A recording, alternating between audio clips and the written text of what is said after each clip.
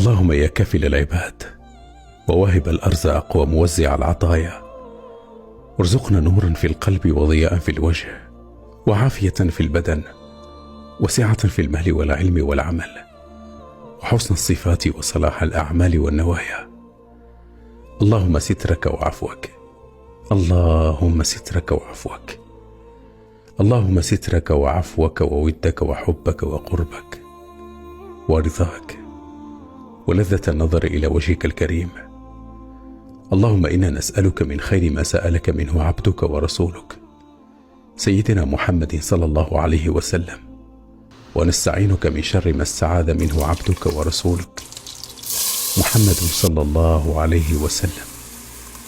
اللهم اجعل هذه الأيام المباركة ماحية للذنوب ومفرجة للكروب، اللهم اجعلها جابرة للقلوب.